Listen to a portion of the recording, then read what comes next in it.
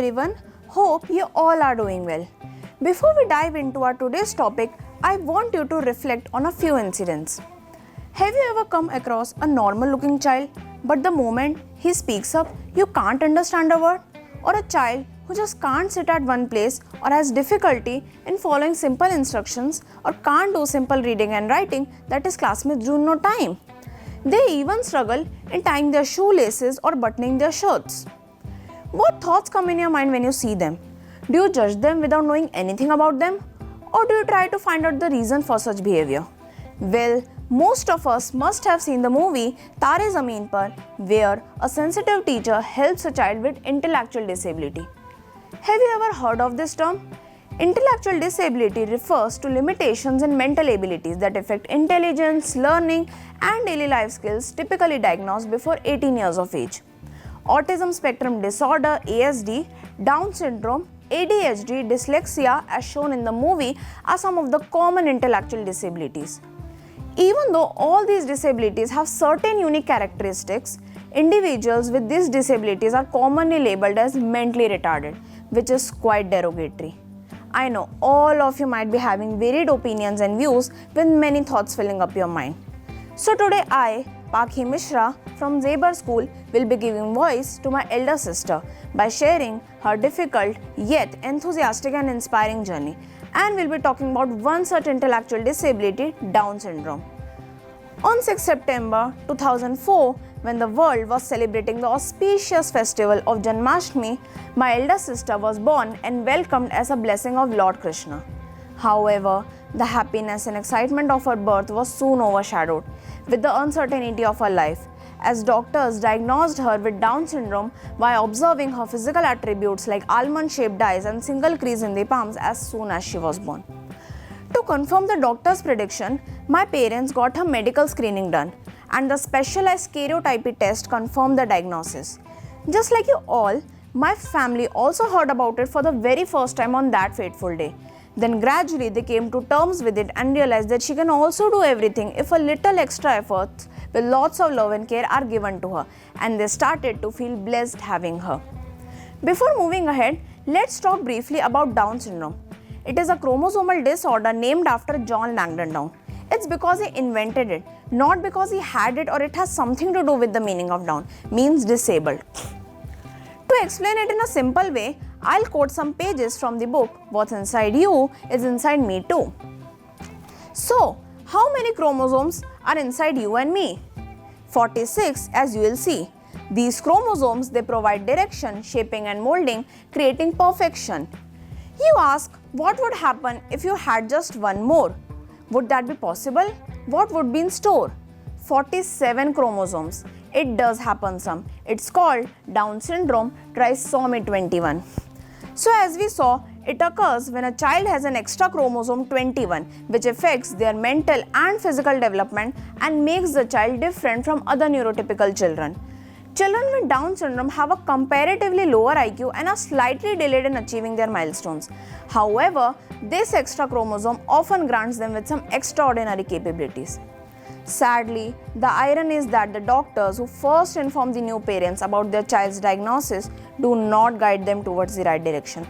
Instead, they tell the parents not to have much expectations from the child. And same was the case with my parents also.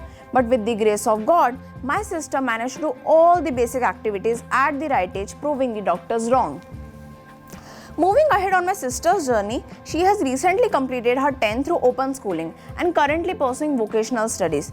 She is passionate about computers and wants to pursue it further. Also, being a dance and music lover, she is learning Kathak and piano since few years and has participated in cultural shows. Last but not the least, the drama queen in her loves to pose for the camera, and she never misses a chance to click a selfie. On a serious note, we have realized that they need maximum exposure, be it in anything. They need to be taken out, shown the outer world. They should be encouraged to participate in the events, activities, discussions, etc. and should be given equal opportunities in everything. In fact, they need more opportunities as compared to us. But not each individual of the society have realized this.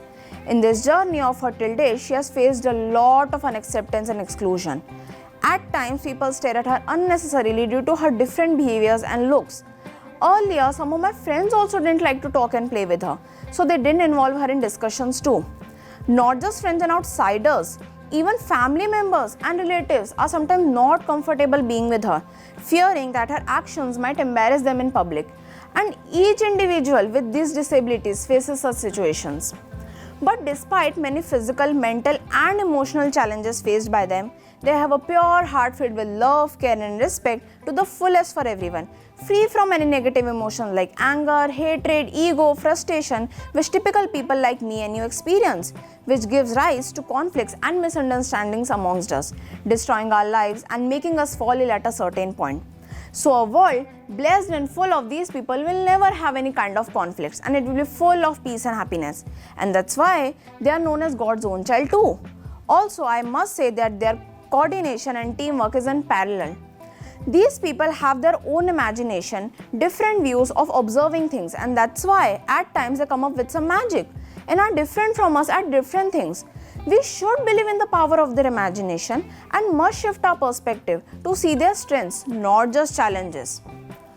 People at times view Down syndrome individuals through a lens of sympathy or give them well-intentioned compliments by passing comments, but they highlight a misunderstanding. Like, she doesn't even look like she has Down syndrome. She is gorgeous. She seems so normal. You can hardly tell. She is living her best life despite having Down syndrome. These are not at all the compliments for them. They would have been if written like, stop it. She totally looks like she has it and is gorgeous. Stop it. You can really tell she is different and we are cool with that. Stop it. She is living her best life with Down syndrome, not despite it. These are actually the compliments for them. Down syndrome is not something an individual can or needs to overcome or she should be recognized by. Rather, it is just a part of their personality. Now comes the most interesting part. These amazing people are excelling in various fields representing their state and nation in sports like swimming and badminton, managing their own shops with happy customers and creating beautiful artworks. They can go to university, get married, have careers and lead fulfilling lives too. Like Mark Elseren, an individual with Down syndrome, has made history as Spain's first parliamentarian with it. Here you can have a view of her attending the parliament in Valencia. She wants people to look beyond her disability, and this is just one instance. As a conclusion, I would like to ask you to consider these people as unique individuals. Yes, they have the disability, but they aren't disabled or what we call as mentally retarded. Don't you think addressing them as differently abled is more sensitive, highlighting unique abilities rather than just focusing on limitations? These people have their own imagination and we should believe in the power of their imagination and have faith in them, motivate and support them at every step so that they thrive as contributing members of society. They inspire people through their deeds and nature and shine in their own ways.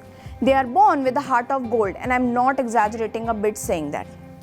Hoping we'll all join hands to create an inclusive society where our not intellectually disabled but intellectually differently abled friends and family are uplifted and supported and they don't feel left out. So next time whenever you meet a differently abled individual, greet them with love, respect, openness and not with sarcastic glances. Let us be the change we want and wish to see in the world. I end with the tagline, stop staring, start questioning. Thank you.